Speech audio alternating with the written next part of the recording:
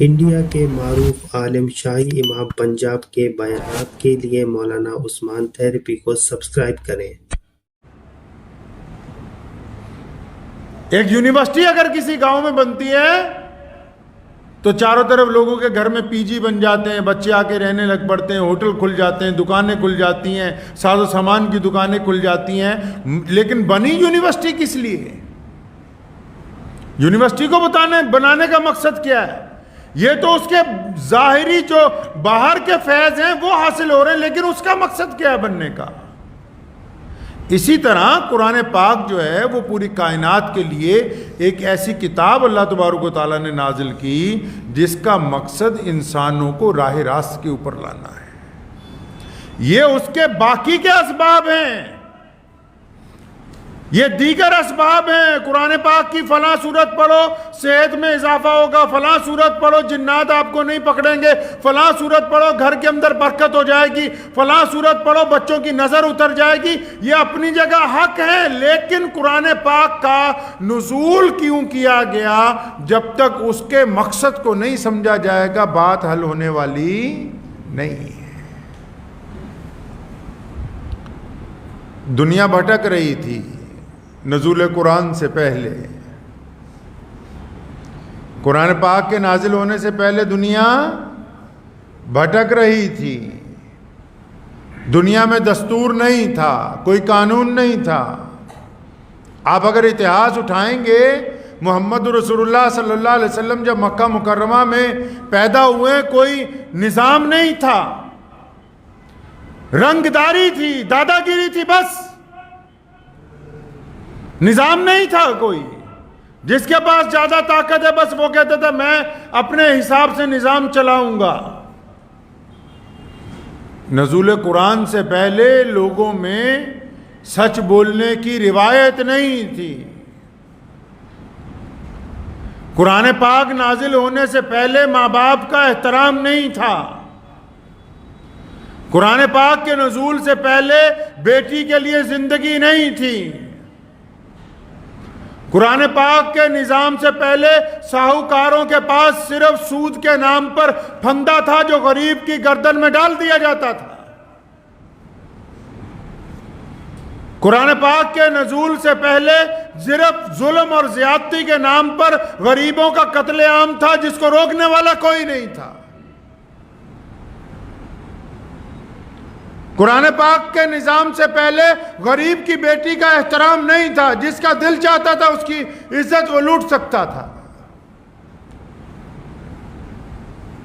آج کے لوگوں نے کیا سمجھا کہ قرآن صرف برکتیں دینے اور برکتیں دلوانے کے لیے نازل ہوا، قرآن صرف مردے بخشوانے کے لیے نازل ہوا۔ ایسا نہیں ہے۔ قرآن نے انسانیت کو زندگی عطا کی ہے۔ قرآن کے نزول سے پہلے انسانیت سسک رہی تھی، انسانیت مر رہی تھی، بیٹیوں کا احترام نہیں تھا۔ قرآن پاک کا جب نزول ہوا ہے تو زندگی کی روش بدل گئی۔ اللہ تبارک و تعالیٰ نے ہر خاص اور عام کو اس کتاب کے ذریعے عزتیں عطا فرمائی ہیں۔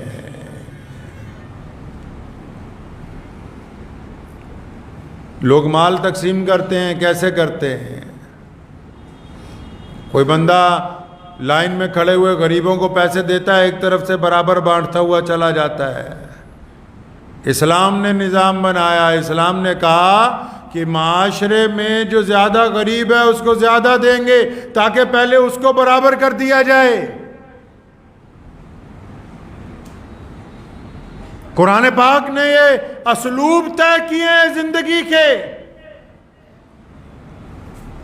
محمد رسول اللہ صلی اللہ علیہ وسلم امی ہیں۔ کمال کی بات آپ یہ دیکھیں، پوری کائنات میں آج تک جتنے بڑے بڑے لوگ آئے ہیں انہوں نے بڑی بڑی یونیورسٹیوں سے، پروفیسروں سے، بڑے بڑے لوگوں سے علم حاصل کیا ہے، اور یہ اتنی بڑی کتاب جو آج پوری کائنات میں تمام ملکوں میں تمام زبانوں میں پڑھی جاتی ہے تو وہ جس ذات کے اوپر نازل ہوئی محمد رسول اللہ صلی اللہ علیہ وسلم کے اوپر، وہ نبی امی ہیں۔ وہ کسی کے پاس قلم دوات لے کے پڑھنے کے لیے نہیں گئے۔ یہ قرآن پاک کے نزول کا سب سے بڑا کمال ہے۔ نبی علیہ الصلوۃ والسلام کا کوئی استاد نہیں ہے۔ حضور نبی علیہ الصلوۃ والسلام کسی مدرسے میں کسی کے پاس پڑھنے نہیں گئے، اللہ تبارک و تعالیٰ نے اپنے نبی کو خود علم عطا فرمایا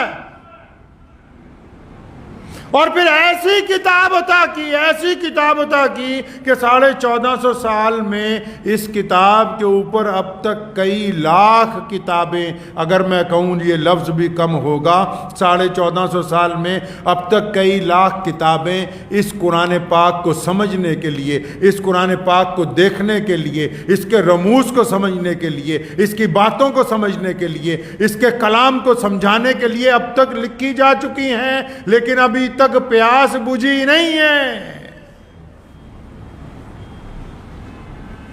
قرآن پاک کا کمال یہ ہے کہ قرآن جب کوئی پڑھتا ہے، اگر کوئی دشمن بھی پڑھتا ہے وہ دوست بن جاتا ہے۔ اب تک کی تاریخ دنیا کی کہتی ہے قرآن پاک کو جن دشمنوں نے بھی پڑھا وہ دوستی پر مجبور ہو گئے، جنہوں نے یہ سمجھ کے قرآن کو پڑھا کہ نعوذ باللہ قرآن آتنک کی بات کرتا ہے، جنہوں نے یہ سمجھ کے پڑھا کہ قرآن نے کسی کو مارنے کی بات کی، اور تو جب انہوں نے قرآن پڑھا تو ان کو یہ بات سمجھ آ گئی کہ قرآن آتنکواد کو ختم کرنے کی بات کر رہا ہے، قرآن ظلم و ستم زیادتی کی مخالفت کی بات کرتا ہے۔ آج مسلمانوں نے قرآن پاک پڑھنا چھوڑ دیا۔ آپ بھی اگر آج بھی قرآن شریف اٹھا لیں گے، ابھی اگر آپ ترجمے کے لے کے اور تفسیر لے کے قرآن پاک پڑھیں گے، تو میرا یہ ذاتی تجربہ ہے اور میں آپ کو دعوے کے ساتھ یہ بات کہتا ہوں کہ جب آپ قرآن پاک پڑھنا شروع کریں گے پہلے پارہ سے، تو آپ کو کچھ دنوں میں، کچھ گھنٹوں میں، جو بھی آپ کی پڑھنے کی رفتار ہے، آپ کو یہ محسوس ہوگا کہ یہ کتاب آج نازل ہوئی ہے۔ یہ قرآن پاک کا کمال ہے۔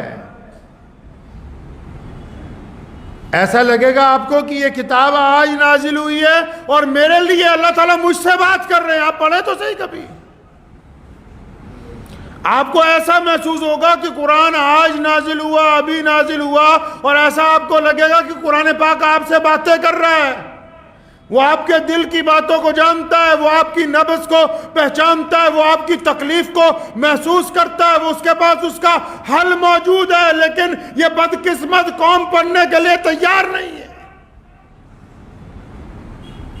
جن کے پاس ایسا نظام قرآن پاک کی شکل کے اندر موجود ہو جو گرتے ہوئے بندے کو اٹھا کے کھڑا کر دے، جو برباد کاروبار کو بلندیوں پر لے کے چلا جائے، جو گھر کے اندر فتنوں و فساد کو محبتوں کے اندر تبدیل کر دے، جو معاشرے کی گندگی کو بالکل پاکی کے اندر تبدیل کر دے، جن کے پاس ایسی بہترین کتاب ہو وہ پڑھنے کے لیے تیار نہ ہو، تو اس سے بڑی افسوس کی بات اور کیا ہو سکتی ہے۔ میں نے رمضان سے پہلے جمعے میں کہا تھا کہ جو لوگ 3 دن کی 10 دن کی تراویحاں کروا رہے ہیں، اللہ کا شکر ہے کہ پورے ملک سے بڑے لوگوں کے فون آئے، بہت سارے لوگوں کو اللہ تبارک و تعالیٰ نے دل میں بات ڈالی کہ نہیں ہم سارا رمضان سنیں، تو کچھ ایسوں کے بھی آئے کہ یہ مسئلہ کہاں پہ لکھا ہوا ہے۔ تو میں نے ان سے پوچھا کہ یہ جو تم نے روایتیں بنائی یہ کہاں پر لکھی ہیں؟ یہ جو تم دین گھڑ رہے ہو اپنے پاس سے بیٹھ کے، یہ کس کتاب میں لکھا ہے؟ چوری بھی ہے، اوپر سے سینہ زوری بھی ہے، مسلمانوں کی جیبوں پہ ڈاکہ بھی ڈال رہے ہو، اوپر سے سینہ زوری بھی کر رہے ہو، قوم کو گمراہ بھی کر رہے ہو، اوپر سے اپنی غلطی ماننے کے لیے بھی تیار نہیں ہے۔ ایسے ہی لوگوں کے لیے کہا گیا، اللہ کے نبی حضرت محمد رسول اللہ صلی اللہ علیہ وسلم کہیں ٹہل رہے تھے تو کچھ کبوتر گندگی کھا رہے تھے، ان کے پروں پہ قرآن لکھا تھا، صحابہ اکرام دیکھے تو تڑپ گئے، اللہ کے نبی علیہ السلام کو فرمایا یا رسول اللہ ان پرندوں کو دیکھیں یہ گندی چیز کھا رہے ہیں، ان کے پروں پہ قرآن لکھا ہے۔ فرمایا نہیں، یہ تمہیں دکھانے کے لیے ہے کہ ایک وقت ایسا آئے گا ایسے لوگ بھی ممبروں کے اوپر بیٹھیں گے جن کے اندر گندگی ہوگی اور یہ گند کھاتے ہوں گے، لیکن لوگوں کو یہ کہتے ہوں گے کہ ہم قرآن کی بات کر رہے ہیں تمہارے ساتھ۔ عروج سے بحر و بر نہ ہوگی کبھی حیات منافقانہ۔ علامہ عامر عثمانی نے کہا نا، عروج سے بہرور نہ ہوگی کبھی حیات منافقانہ، زباں پہ اسلام کا وظیفہ مگر خیالات کافرانہ، ہماری ذلت کی انتہا کیا، ہماری پستی کا کیا ٹھکانہ، گناہ تو پھر گناہ ٹھہرے عبادتیں بھی مجرمانہ۔